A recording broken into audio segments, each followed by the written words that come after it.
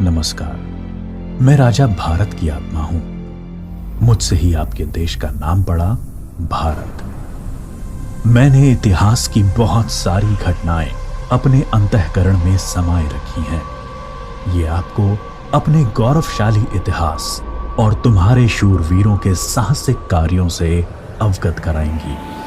आज मैं आपको कहानी सुनाता हूं एक अनोखे वीर पुत्र की, जिसका नाम था छत्रपति शिवाजी महाराज। सन 1627 ईस्वी पूरे भारत पर मुगल साम्राज्य का आधिपत्य था।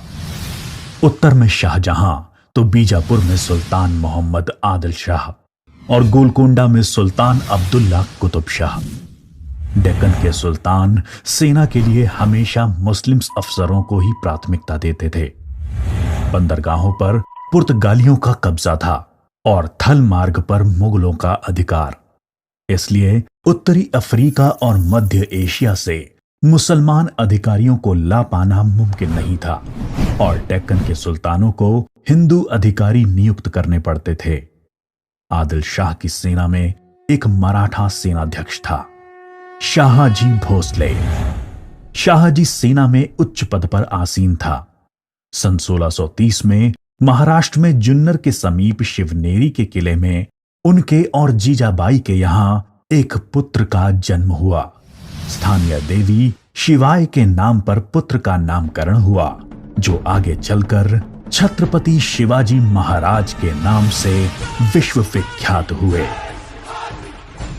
शिवाजी के पिता काफी समय घर से दूर रहे थे, इसलिए बचपन में उनकी देखरेख माता जीजाबाई और गुरु दादोजी कोंडेव ने की। दादोजी ने उन्हें युद्ध कौशल और नीति शास्त्र सिखाया, तो जीजा माता ने हिंदू धार्मिक कथाएं।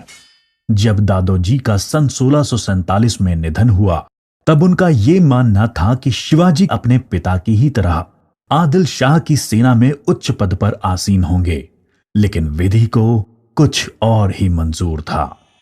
सन 1646 के समय भारत में किसी हिंदू शासक का अपना स्वतंत्र राज्य स्थापित कर पाने के लिए इन तीन परिस्थितियों का पूरा होना जरूरी था।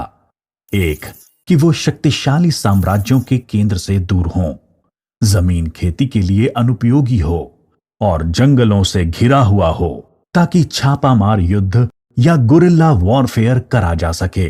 ये परिस्थितियां 1646 में शिवाजी के लिए अनुकूल बनी, जब उन्होंने स्थानीय किसानों मावली के समर्थन से अपनी सेना का निर्माण किया। शिवाजी को भली भांति याद था कि किसी भी साम्राज्य को स्थापित करने के लिए किलों की क्या महत्व है, इसलिए सिर्फ 15 साल की उम्र में ही उन्होंने आदिल शाही अधिकारियों को रिश्वत देकर तोड़ना, चाकन एवं कोंडना किलों को अपने अधिकार में कर लिया। इसके बाद उन्होंने आबाजी सोमदेव की मदद से थाना, कल्याण और भिवंडी के किलों को मुल्ला अहमद से छीनकर अपने अधिकार में कर लिया। इन घटनाओं से आदिल शाही साम्राज्य में हड़कंप मच गया। शिवाजी को रोकने के लिए उनके पिता को गिरफ्तार कर लिया गया।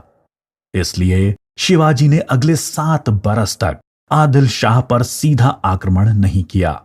शिवाजी ने यह समय अपनी सेना को बढ़ाने और प्रभावशाली देशमुखों को अपनी ओर करने में लगाया। धीरे धीरे उन्होंने एक विशाल सेना खड़ी कर ली, जिसके घुड़सवार नेताजी पलकर ने संभाल रखी थी और पैदल सेना यशाजी कनक ने। अब तक शिवाजी के पास 40 किले भी आ चुके थे। शिवाजी के बढ़ते प्रभाव को रोकने के लिए सन 1659 में बीजापुर की बड़ी साहिबा ने अफजल खान को 10,000 सिपाहियों के साथ शिवाजी पर आक्रमण करने का हुक्म दिया। अफजल खान अपनी क्रूरता और ताकत के लिए जाना जाता था। उसने शिवाजी को खुले युद्ध करने के लिए उकसाने के लक्ष्य से बहुत सारे मंदिरों को तोड़ डाला और कई बेगुनाह नागरिकों का कत्ल कर डाला। लेकिन शिवाजी ने चतुराई और रण कौशल का परिचय देते हुए छापामार पद्धति से युद्ध चालू रखा। इस समय वो प्रतापगढ़ किले में रहे, जो कि चारों तरफ से घने जंगलों से घिरा हुआ था। अंत में अफजल खान ने शिवाजी को धोखे से मारने की साजिश रची। उसने शिवाजी को मिलने का न्योता भेजा। जब वो मिले, अफजल खान ने अपनी मजबूत पकड़ में शिवाजी को दबाकर मार डालने का प्रयास किया। शिवाजी पहले से तैयार थे। अपने छुपा कर रखे हुए बाग नाका से उन्होंने अफजल खान का पेट ही चीर डाला, जो कि उनसे 2 गुना विशालकाय था। इसके बाद प्रतापगढ़ की लड़ाई में शिवाजी ने अफजल खान की सेना को करारी मात दी। शक्तिशाली अफजल खान की हार से बीजापुर का सुल्तान स्तब्ध रह गया। अब की बार रुस्तम जमान को भेजा गया। 28 दिसंबर 1659 को शिवाजी ने रुस्तम जमान की सेना पर सामने से हमला बोल दिया। साथ ही उनकी सेना की 2 और टुकड़ियों ने दोनों दिशाओं से रुस्तम की फौज पर आक्रमण कर दिया। रुस्तम जमान शर्मिंदाजनक स्थिति में लड़ाई के मैदान से अपनी जान बचाकर भाग गया। सन 1660 में आदिल शाह ने अपने सेनापति सिद्दी जौहर को शिवाजी पर हमला करने के लिए भेजा। शिवाजी पन्हाला किले में थे और सिद्दी जौहर की सेना ने किले को चारों ओर से घेर लिया। शिवाजी ने सिद्दी जौहर को मिलने का न्योता दिया और जब वो मिले, आदिल शाह को संदेश भिजवा दिया कि सिद्दी जौहर उनसे गद्दारी कर रहा है। इससे आदिल शाह और सिद्दी जौहर के बीच लड़ाई छिड़ गई, जिसका फायदा उठाकर शिवाजी एक रात अपने 5000 सिपाहियों के साथ पन्हाला किले से बाहर निकल आए। बाजी प्रभु देशपांडे ने न सिर्फ सिपाहियों के साथ दुश्मन सेना को उलझाए रखा, जिसकी वजह से शिवाजी सकुशल विशालगढ़ पहुंच गए। इस लड़ाई में बाजी प्रभु देशपांडे को अपने प्राणों से हाथ धोना पड़ा। उनको महाराष्ट्र के इतिहास में एक महान योद्धा माना जाता है। इसके बाद बीजापुर की बड़ी बेगम ने औरंगजेब से शिवाजी को पकड़ने के लिए विनती करी। उसने अपने मामा शाइस्ता खान को 1,50,000 सैनिकों के साथ शिवाजी से युद्ध करने भेजा। शाइस्ता खान ने अपनी विशाल सेना के बल पर पुणे पर कब्जा कर लिया और शिवाजी के निवास स्थान लाल महल पे अपना बसेरा डाल दिया। शिवाजी ने चालाकी से अपने 400 सिपाहियों के साथ शादी के बारातियों के वेश में पुणे में प्रवेश कर लिया। रात के समय उन्होंने सीधे शाइस्ता खान के ऊपर खतरनाक हमला बोला। खान ने खाकी से कूदकर अपनी जान बचा ली, पर शिवाजी की तलवार की वार से अपनी 3 उंगलियां गंवा बैठा। उंगली तो गई और इज्जत भी। फिर शिवाजी ने सन 1664 में मुगल व्यवसायी केंद्र सूरत पर आक्रमण करके उसको तहस नहस कर डाला। औरंगजेब आग बबूला होकर 60 वर्षीय राजपूत सेना नायक मिर्जा राजा जय सिंह को अपने 1.5 लाख सैनिकों के साथ शिवाजी से लड़ने के लिए भेजा। इस युद्ध में शिवाजी की हार हुई और उन्हें अपने 23 किले और 4 लाख की मुद्रा हर्जाने के रूप में देनी पड़ी। उन्हें अपने 9 वर्ष के पुत्र संभाजी के साथ आगरा जाना पड़ा। शिवाजी को नियंत्रित रखने के लिए पहले यह तय हुआ कि उन्हें मुगल दरबार में कोई पद दिया जाए, लेकिन औरंगजेब ने उसको बदलकर शिवाजी को घर में कैद करने का आदेश दे दिया।